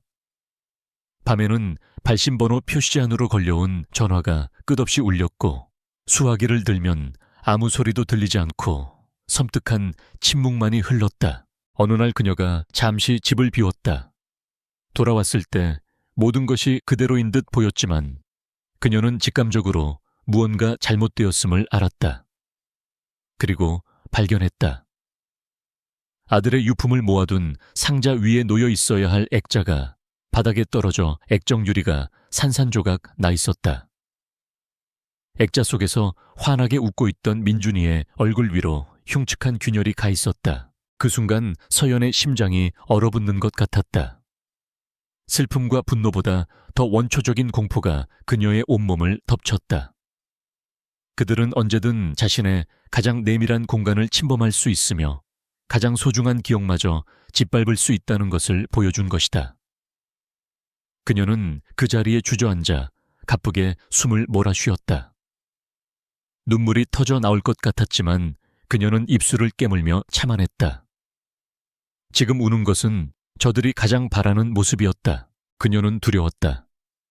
하지만 그 두려움은 그녀를 주저앉히는 대신 오히려 강철 같은 냉정함을 불러 일으켰다. 그들의 비열한 공격은 역설적으로 그녀의 가설이 옳았다는 것을 증명해주고 있었다. 저들이 저토록 필사적으로 입을 막으려 하는 것은 그만큼 감추고 싶은 진실의 무게가 무겁다는 뜻이었다. 공포가 임계점을 넘어서자 그것은 차가운 분노로 그리고 다시 한번 치밀한 전략으로 변모했다. 사실 그녀는 이 모든 것을 예상하고 있었다. 오진석과 손을 잡은 직후 그녀는 자신의 모든 것을 무기로 바꾸기 시작했다. 그녀는 집 안 곳곳에 초소형 몰래카메라를 설치해 두었다. 자신의 아파트에 침입해 아들의 액자를 깨뜨린 남자의 얼굴은 고스란히 영상으로 기록되었다. 그녀가 들고 다니는 가방 안에는 항상 고성능 녹음기가 켜져 있었고 그녀가 타는 차는 블랙박스가 24시간 작동했다. 그녀는 피해자 가족들에게도 미리 대비시켰다. 진성 측 사람들이 찾아올 경우 절대 흥분하지 말고 대화를 녹음하라고 신신당부했다. 처음에는 두려움에 떨던 가족들도 그녀의 확신에 찬 모습에 용기를 얻어 떨리는 손으로 녹음 버튼을 눌렀다. 박성진의 부하들이 내뱉은 교묘한 협박의 언어들은 그렇게 하나둘씩 증거로 수집되었다. 결정적인 순간은 한 피해자 가족이 공포를 이기지 못하고 모든 것을 포기하겠다고 연락해왔을 때 찾아왔다. 서연은 그들을 만류하지 않고 직접 찾아갔다. 절망에 빠진 그들 앞에서 그녀는 화를 내거나 애원하지 않았다. 대신 자신이 지금까지 모아온 증거들을 조용히 보여주었다. 이 영상을 보세요. 저희 집에 무단으로 침입한 남자의 얼굴입니다. 그리고 이것은 어르신 댁을 찾아온 사람들이 따님 회사를 언급하며 협박하는 목소리가 담긴 녹음 파일입니다. 저들은 이제 단순한 의혹을 덮으려는 수준을 넘어섰습니다. 주거침입, 협박, 사찰. 명백한 범죄를 저지르고 있습니다. 여러분이 느끼는 이 공포가 바로 저들의 범죄를 입증하는 가장 확실한 증거입니다. 그녀의 말에 가족들은 충격에 빠졌다. 그들은 자신들이 그저 무력한 피해자라고만 생각했지만 서연은 그들이 겪는 고통 자체가 싸움의 무기가 될 수 있음을 보여주었다. 두려움은 사라지지 않았지만 그들은 이제 더 이상 혼자가 아니라는 사실. 그리고 이 싸움이 이길 수 없는 싸움이 아닐지도 모른다는 희망을 보았다. 흔들리던 동맹은 그렇게 더욱 단단하게 굳어졌다. 그날 밤 자신의 지휘본부로 돌아온 서연은 카메라에 녹화된 남자의 얼굴을 캡처했다. 그리고 공개된 범죄자 데이터베이스와 SNS 프로필 사진들을 대조하는 안면 인식 프로그램을 밤새도록 돌렸다. 동이틀 무렵 마침내 일치하는 인물을 찾아냈다. 그는 과거 폭행 및 뇌물수수 혐의로 경찰에서 불명예 퇴직한 전직 형사였다. 그리고 그의 현재 직업은 진성그룹 보안실장 박성진의 직속 팀원이었다. 연결고리가 완성되었다. 그녀는 이제 진성그룹의 불법적인 사찰과 협박의 배후에 박성진이 있음을, 그리고 그 정점에는 강태환이 있음을 입증할 첫 번째 실마리를 손에 쥔 것이었다. 사냥감이 사냥꾼의 뒤를 쫓기 시작한 순간이었다. 박성진의 팀원을 특정해 낸 것은 이서연의 방역에 있어 중요한 전환점이었지만 그녀는 그것만으로는 부족하다는 것을 잘 알고 있었다. 불법 사찰과 협박은 박성진 선에서 꼬리를 자르면 그만이었다. 강태환에게 직접적인 타격을 주기 위해서는 그의 제국을 뿌리부터 흔들 수 있는 결정적인 한 방이 필요했다. 그것은 바로 5년 전 모든 비극의 시작점이 되었던 인천 공장의 환경오염 은폐 조작 사건의 내부 증거였다. 그녀와 오진석은 다시 원점으로 돌아갔다. 서연이 찾아냈던 유령 회사를 통해 지출된 수십억 원의 컨설팅 비용. 그들은 그 돈의 흐름을 역추적하기 시작했다. 불가능에 가까운 작업이었지만 서연은 포기하지 않았다. 그녀는 과거 애널리스트 시절의 인맥을 동원해 조세피난처의 기업 정보를 추적하는 데 능한 옛 동료에게 익명으로 도움을 청했다. 며칠간의 집요한 추적 끝에 마침내 그 돈의 일부가 당시 공장의 안전 및 환경부서 책임자였던 한 인물의 차명 계좌로 흘러들어간 정황을 포착했다. 그의 이름은 김동현. 진성그룹에서 20년간 근무한 베테랑 엔지니어였으나 5년 전 갑자기 회사를 그만두고 모든 연락을 끊은 채 잠적한 인물이었다. 오진석은 그 이름을 기억하고 있었다. 5년 전 취재 당시 그에게 익명의 제보를 약속했다가 마지막 순간에 두렵다며 돌아섰던 바로 그 남자였다. 김동현은 진실의 마지막 열쇠를 쥐고 있는 인물이었다. 그를 찾는 것은 쉽지 않았다. 그는 마치 세상에서 자신을 지우려는 듯 모든 흔적을 감추고 있었다. 하지만 서연의 집요함은 결국 그가 숨어있는 곳을 찾아냈다.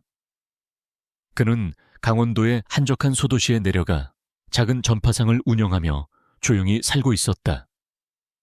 죄책감에 시달리는 유령처럼 세상으로부터 스스로를 유폐시킨 것이었다. 오진석은 자신이 직접 나서는 것이 오히려 그를 자극할 수 있다고 판단했다.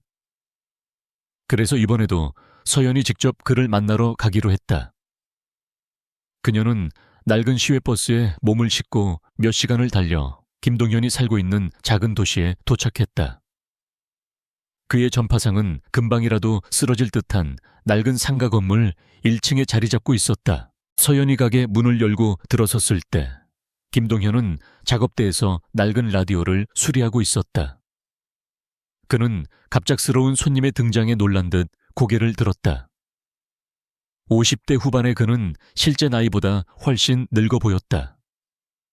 깊게 팬 주름과 불안하게 흔들리는 눈빛은 오랜 세월 죄책감에 시달려온 사람의 그것이었다. 무엇을 도와드릴까요? 그의 목소리는 나지막하고 경계심이 가득했다. 서여연은 가게 안을 한번 둘러본 뒤 조용히 입을 열었다. 김동현 씨 되시죠? 진성그룹 인천공장에서 근무하셨던. 그녀의 말에 김동현의 얼굴이 하얗게 질렸다. 그는 손에 들고 있던 드라이버를 떨어뜨렸다. 진성그룹이라는 단어는 그에게 잊고 싶었던 악몽을 되살리는 주문과도 같았다. 그는 황급히 손사래를 치며 그녀를 내쫓으려 했다. 사람 잘못 보셨습니다. 저는 그런 사람 모릅니다. 어서 나가주세요. 하지만 서연은 물러서지 않았다. 그녀는 그의 책상 위로 작은 사진 한 장을 올려놓았다. 환하게 웃고 있는 민준이의 사진이었다. 제 아들입니다. 3개월 전에 급성 백혈병으로 세상을 떠났어요. 아이는 인천 공장 근처에서 자랐습니다. T3B라는 화학물질에 대해서. 하실 말씀 없으신가요, 김동현 씨? 김동현은 사진과 서연의 얼굴을 번갈아 쳐다보며 뒷걸음질 쳤다. 그의 온몸이 사시나무처럼 떨리고 있었다. 그의 눈빛은 공포와 죄책감으로 뒤엉켜 있었다. 그는 무언가 소리치려 했지만 목소리는 나오지 않았다. 서연은 그를 몰아붙이지 않고 차분한 목소리로 말을 이었다. 당신을 비난하러 온 것이 아닙니다. 도움을 청하러 왔습니다. 진성은 당신이 침묵하기를 바랄 겁니다. 그들은 지금도 자신들의 죄를 덮기 위해 피해자들을 협박하고 불법 사찰을 저지르고 있습니다. 당신이 지키려고 했던 그 회사는 이미 괴물이 되었습니다. 당신의 침묵은 이제 회사를 지키는 것이 아니라 더 많은 아이들을 죽음으로 내모는 범죄에 동참하는 것입니다. 그녀는 자신이 모아온 증거들을 그에게 보여주었다. 협박 녹음 파일, 무단 침입 영상, 그리고 그 모든 것의 배후에 있는 박성진의 존재까지. 김동현은 망연자실한 표정으로 증거들을 바라보았다. 그는 지난 5년간 가족을 지키기 위해서라는 자기 합리화 속에서 진실을 외면해왔다. 하지만 지금 그의 눈앞에 있는 것은 자신의 비겁함이 만들어낸 끔찍한 결과물들이었다. 결국 그의 내면에서 오랫동안 그를 짓눌러왔던 둑이 무너져 내렸다. 그는 바닥에 주저앉아 어린아이처럼 오열하기 시작했다. 수십 년간 억눌러왔던 죄책감과 공포가 한꺼번에 터져 나온 것이다. 한참을 울던 그는 마침내 모든 것을 털어놓기 시작했다. 상부의 지시로 T유자 배출량 데이터를 어떻게 조작했는지, 정화되지 않은 폐기물을 밤에 몰래 매립했는지, 그리고 그 대가로 받은 돈으로 어떻게 양심을 팔았는지. 그의 고백은 거기서 그치지 않았다. 그는 떨리는 손으로 가게 안쪽 창고에서 낡은 서류 가방 하나를 꺼내왔다. 그 안에는 그가 회사를 나오기 전 몰래 복사해두었던 내부 보고서와 폐기물 불법 매립 지시가 담긴 비공식 회의록, 그리고 뇌물이 오고 간 차명 계좌에 거래 내역이 담긴 비자금 장부가 들어있었다.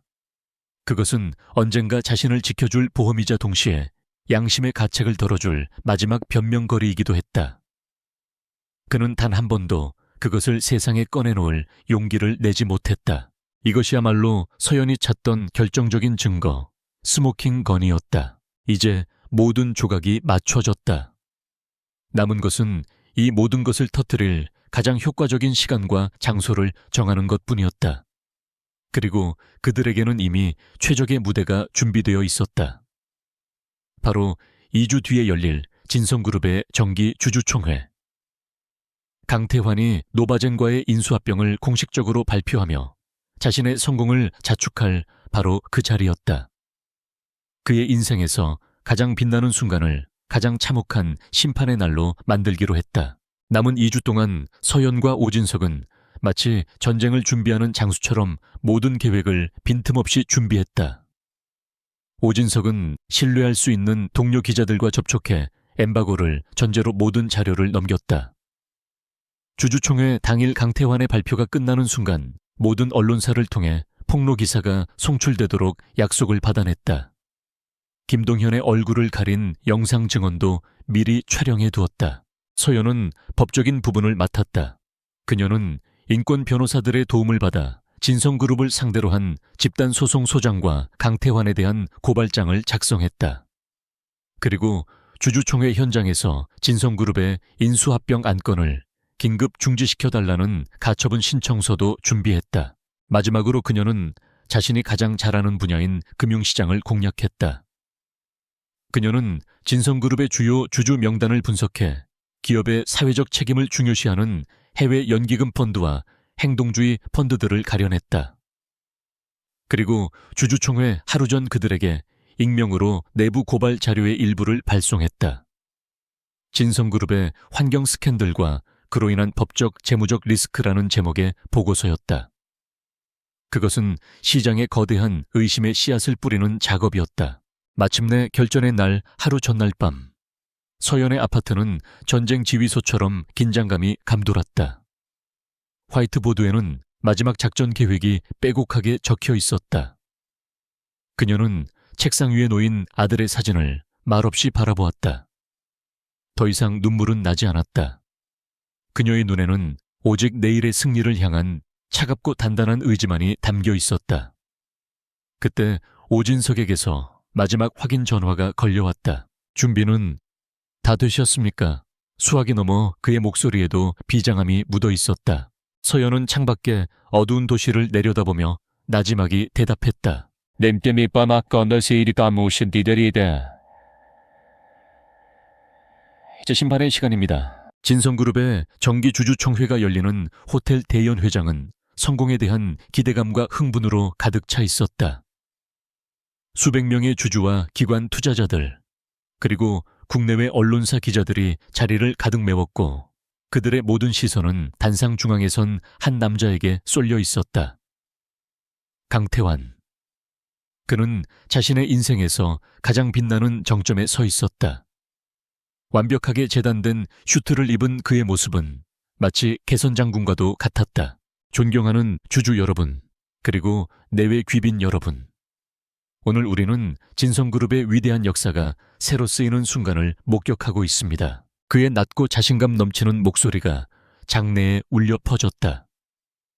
그의 뒤편에 설치된 거대한 스크린에는 진성그룹의 경이적인 성장세를 나타내는 그래프가 화려하게 펼쳐지고 있었다. 그는 지난 일 연간의 성과와 그리고 마침내 성사시킨 노바젠과의 인수합병이 가져올 장밋빛 미래에 대해 열정적으로 연설했다. 그의 말 한마디 한마디에 주주들은 감탄하며 박수를 보냈다. 그는 이 세계의 왕이었다. 하지만 그 화려한 무대 뒤편에서는 그의 제국을 무너뜨릴 거대한 폭풍이 조용히 카운트다운을 시작하고 있었다. 행사장 근처에 작은 카페에 차려진 임시지휘본부에서 오진석은 노트북 화면을 보며 동료들과 함께 숨을 죽이고 있었다. 그들의 손가락은 전송 버튼 위에 놓여 있었다. 법원 앞에서는 인권 변호사들이 초조하게 시계를 보며 약속된 시간을 기다리고 있었다. 그리고 이 모든 작전의 중심 이서연은 행사장 입구에 서 있었다. 그녀는 더 이상 비에 젖은 초라한 모습이 아니었다. 단정하게 빗어 올린 머리, 어떠한 감정도 드러내지 않는 차분한 얼굴, 그리고 몸에 꼭 맞는 검은색 정장은 과거 여의도 최고의 애널리스트였던 그녀의 모습을 떠올리게 했다.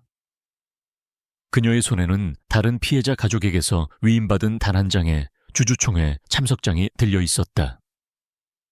그것은 거대한 성을 무너뜨릴 다윗의 물맷돌이었다. 강태환의 연설이 끝나고 질의응답 시간이 되자 장내의 분위기는 최고조에 달했다. 몇몇 기자들의 형식적인 질문이 오간 후 한 남자가 조용히 손을 들었다. 그는 서연이 사전에 접촉했던 행동주의 펀드의 대표였다. 강태환이 의아한 표정으로 그를 지목하자 그는 자리에서 일어나 마이크를 잡았다. 강태환 회장님, 먼저 성공적인 인수합병을 축하드립니다. 다만 한 가지 우려되는 점이 있어 질문드립니다. 노바젠은 ESG 경영을 중요시하는 기업으로 알고 있습니다. 그런데 최근 진성그룹의 인천 공장과 관련된 환경오염 및 잠재적 부실 리스크에 대한 의혹이 제기되고 있습니다. 이에 대한 회장님의 공식적인 입장을 듣고 싶습니다. 장내가 순간 술렁였다. 축제 분위기에 찬물을 끼얹는 듯한 날카로운 질문이었기 때문이다. 강태환의 얼굴에서 미소가 사라졌다. 그는 그 질문이 오진석의 기사에서 비롯되었음을 즉시 알아차렸다. 그는 짜증이 치밀었지만 수많은 카메라 앞에서 평정심을 잃지 않으려 애썼다. 근거 없는 음해에 불과합니다. 진성그룹은 모든 환경 법규를 완벽하게 준수하고 있으며 그가 말을 끝마치기도 전이었다. 갑자기 그의 뒤편에 있던 거대한 스크린이 지지직거리며 꺼졌다. 장내가 다시 한번 술렁겼다. 기술적인 문제라고 생각한 강태환이 눈살을 찌푸리며 무대 아래의 직원들에게 눈짓을 보냈다. 박성진과 보안팀 직원들이 황급히 달려나와 시스템을 확인하려던 바로 그 순간 꺼졌던 스크린이 다시 켜졌다. 하지만 화면에 나타난 것은 진성그룹의 로고가 아니었다. 어두운 방 안 얼굴은 그림자에 가려져 보이지 않고 목소리만 변조된 한 남자의 모습이 나타났다. 김동현이었다. 제 이름은 김동현입니다. 저는 진성그룹 인천 공장에서 20년간 근무했습니다. 오늘 저는 양심에 따라 모든 진실을 고백하고자 합니다. 장내는 완전히 얼어붙었다. 김동현의 고백이 스피커를 통해 흘러나오기 시작했다. TG 데이터 조작 폐기물 불법 매립, 그리고 그 대가로 오고 간 검은 돈의 내역까지. 그의 증언과 함께 화면에는 그가 빼돌렸던 내부 보고서와 비자금 장부가 선명하게 비춰졌다. 동시에 기자석에 앉아있던 모든 기자들의 휴대폰이 일제히 울리기 시작했다. 오진석이 보낸 이메일이었다. 그 안에는 김동현의 원본 영상과 모든 증거 자료, 그리고 진성그룹이 피해자들을 협박하고 사찰한 증거까지 담긴 완벽한 보도자료가 들어있었다. 강태환은 무대 위에서 완전히 넋이 나간 채 서 있었다. 그의 머릿속은 새하얗게 비어있었다. 당장 저걸 그가 이성을 잃고 고함을 질렀다. 박성진과 그의 부하들이 허둥지둥 무대 뒤로 달려갔지만 소용없었다. 이미 모든 것은 통제불능 상태였다. 기자들은 미친 듯이 카메라 플래시를 터뜨렸고 주주들은 고성을 지르며 아수라장이 되었다. 그의 왕국이, 그의 인생이 실시간으로 무너져 내리고 있었다. 바로 그때였다. 아수라장이 된 연 회장의 연문이 조용히 열리고 이서연이 안으로 들어섰다. 그녀는 그 모든 혼란을 꿰뚫고 마치 예정된 길을 걷는 것처럼 망설임 없이 단상을 향해 걸어갔다. 성난 파도가 갈라지듯 사람들이 그녀를 위해 길을 터주었다. 그녀의 침착하고 단호한 모습은 그 자체만으로도 엄청난 존재감을 발산했다. 그녀는 무대 계단을 올라 강태환의 앞에 섰다. 무대 아래에서 누군가가 그녀에게 마이크를 건넸다. 그녀는 마이크를 잡고 완전히 무너져 내린 표정으로 자신을 바라보는 남자를 똑바로 쳐다보았다. 그리고 입을 열었다. 그녀의 목소리는 작았지만 이상하게도 장내의 모든 소음을 잠재우는 힘이 있었다. 강태환 회장님. 그녀의 목소리를 듣는 순간 강태환의 뇌리에서 무언가가 번개처럼 스쳐 지나갔다. 익숙한 목소리. 하지만 그는 그것이 무엇인지 아직 깨닫지 못했다. 오늘로부터 정확히 132일 전 비가 억수같이 쏟아지던 밤을 기억하십니까? 서허연의 말에 강태환의 동공이 격렬하게 흔들렸다. 그의 기억 속에서 잊혔던 파편들이 하나둘씩 떠오르기 시작했다. 흠뻑 젖은 채 자신의 바짓가랑이라도 붙잡을 듯 애원하던 여자 귀찮고 성가시게만 여겼던 그 얼굴. 그는 눈앞에 서 있는 단정하고 냉정한 여자와 그날의 초라했던 여자의 모습을 필사적으로 연결시키려 애썼다. 서연은 말을 이었다. 그날 밤 저는 회장님께 무릎을 꿇고 애원했습니다. 죽어가는 제 아들 민준이의 수술비를 빌려달라고. 하지만 회장님은 제게 말씀하셨죠. 세상에는 딱한 사정을 가진 사람들이 많지. 내가 그들 모두를 책임져야 할 이유는 없고, 라고. 회장님의 그 한마디가 제 아들에게는 사형 선고였습니다. 마침내 모든 조각이 맞춰졌다. 강태환의 머릿속에서 거대한 폭발이 일어났다. 눈앞에 이 여자, 자신의 모든 것을 파괴하고 있는 이 여자가 바로 그날 밤 자신이 벌레처럼 짓밟아 버렸던 그 여자였다. 그가 자신의 완벽한 세계에 묻은 작은 얼룩이라 여겼던 그 존재가 그의 세계 전체를 삼켜버린 거대한 태풍이 되어 돌아온 것이다. 그것은 단순한 충격이 아니었다. 그의 자아, 그의 세계관, 그가 평생 쌓아 올린 오만함의 성벽이 한꺼번에 무너져 내리는 순간이었다. 그는 단 한마디도 할 수 없었다. 입술을 달싹였지만 아무 소리도 나오지 않았다. 그의 눈에 처음으로 공포와 함께 아주 희미한 후회의 빛이 떠올랐다. 서연은 그를 향해 마지막 말을 던졌다. 그녀의 목소리에는 승리감이나 증오심이 아닌 그저 깊고 차가운 공허함만이 담겨 있었다.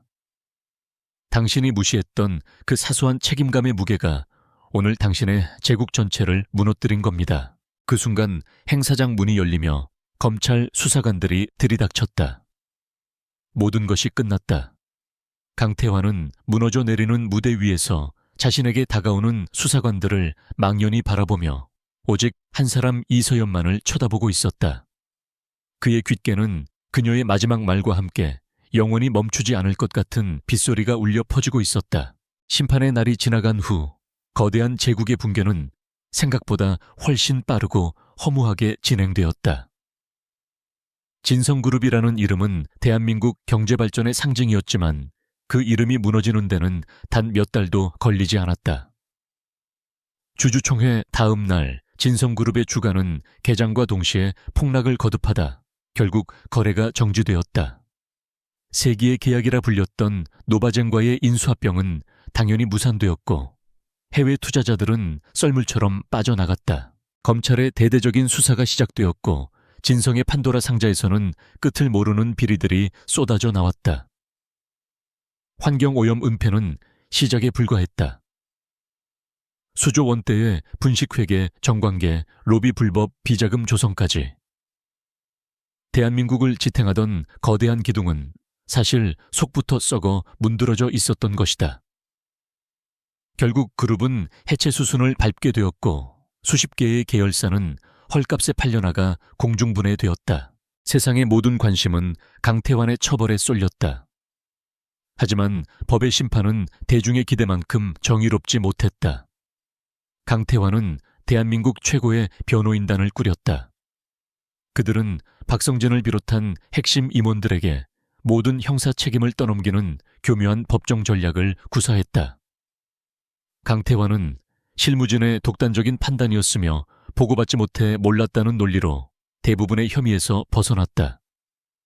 최종적으로 그는 일부 횡령 혐의에 대해서만 집행유예와 천문학적인 벌금형을 선고받았을 뿐 감옥에 가지는 않았다. 법적인 승리였지만 그것은 그의 인생에 내려진 가장 가혹한 형벌의 시작이었다. 그는 모든 것을 잃었다. 평생을 바쳐 이룩한 회사 천문학적인 재산, 그리고 무엇보다 세상을 호령하던 그의 명예와 권력까지.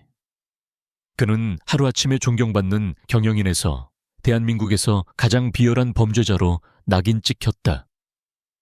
사람들은 그를 손가락질했고 한때 그의 앞에서 머리를 조아리던 이들은 이제 그의 이름을 입에 올리는 것조차 꺼려했다.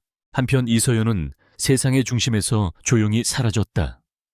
수많은 언론사가 그녀와의 인터뷰를 요청했지만 그녀는 모두 거절했다. 그녀는 영웅이 되는 것을 원치 않았다. 그녀의 싸움은 아들을 위한 것이었지 세상을 바꾸기 위한 거창한 혁명이 아니었기 때문이다. 피해자 가족들은 진성그룹의 청산된 자산에서 막대한 규모의 피해 보상금을 받게 되었다. 법적인 정의는 어느 정도 실현된 셈이었다. 모든 것이 끝난 어느 날 그녀는 오진석과 마지막으로 만났다. 오진석은 이번 사건을 계기로 대한민국에서 가장 신뢰받는 탐사보도 전문 기자로 재기했다. 그는 서연에게 진심으로 고마움을 표했다. 이 기자 덕분에 잊고 살았던 제 자신을 되찾았습니다. 서연은 그저 희미하게 웃어 보일 뿐이었다. 저는 이제 떠날 겁니다. 조용한 곳으로요. 앞으로의 계획은 있으십니까? 아니요. 그냥 민준이 엄마로 평범하게 살아보고 싶어요. 그동안은 그러지 못했으니까요. 그녀는 서울을 떠났다. 아들의 유품이 담긴 상자를 싣고 남쪽의 작은 바닷가 마을에 정착했다. 그녀는 그곳에서 작은 서점을 열었다. 더 이상 숫자와 데이터가 아닌 사람들의 이야기가 담긴 책들과 함께하는 삶을 선택한 것이다. 그녀는 복수에서 어떤 기쁨도 느끼지 못했다. 승리의 환호 속에서도 그녀의 마음 한구석은 언제나 텅 비어 있었다. 아들은 돌아오지 않았으니까. 다만 그녀는 비로소 아들을 편안하게 애도할 수 있는 시간을 얻었다. 그것은 행복은 아니었지만 쓰라린 평화였다. 몇 년의 시간이 흘렀다. 강태환은 경기도 외곽의 한적한 저택에서 외부와 단절된 채 살고 있었다. 그를 찾아오는 사람은 아무도 없었다. 그는 고용인조차 두지 않고 혼자서 지냈다. 그의 시간은 주주총회가 열렸던 그날에 멈춰 있었다. 그는 매일 밤 같은 악몽에 시달렸다. 꿈속에서 그는 끝없이 비를 맞으며 자신에게 애원하는 이서연의 얼굴과 마주했다. 그는 돈이나 권력을 잃은 것을 후회하지 않았다. 그에게 후회는 언제나 한 가지 모습으로 찾아왔다. 바로 그 비 오는 밤 자신이 내뱉었던 차갑고 오만한 한마디. 그 한마디가 어떤 나비 효과를 불러왔는지, 한 인간의 존엄성을 짓밟는 것이 어떤 결과를 초래하는지 그는 이제야 뼈저리게 깨닫고 있었다. 그는 차라리 감옥에 갔더라면, 그래서 죗값을 치르고 모든 것을 잊을 수 있었더라면 좋았을 거라고 생각했다. 하지만 그에게는 망각조차 허락되지 않았다. 어느 가을날 그날처럼 추적추적 비가 내리고 있었다. 이제는 백발이 성성한 노인이 된 강태환은 우산도 없이 정원으로 걸어 나갔다. 그는 쏟아지는 비를 온몸으로 맞으며 텅 빈 하늘을 올려다보았다. 그의 눈동자는 초점을 잃은 채 허공을 헤매고 있었다. 그의 귓가는 빗소리와 함께 한 여자의 절규와 아이의 희미한 웃음소리가 뒤섞여 환청처럼 맴돌았다. 그는 깨달았다. 자신의 진짜 지옥은 모든 것을 잃은 지금이 아니라 모든 것을 가졌다고 믿었던 그 순간에 이미 시작되었음을. 그는 앞으로 남은 생 동안, 아니 죽어서도 영원히 이 비의 감옥에서 벗어날 수 없을 것이다. 그것이 신이 그에게 내린, 혹은 그가 스스로에게 내린 영원한 형벌이었다. 비는 그치지 않았고 그의 후회도 끝나지 않았다.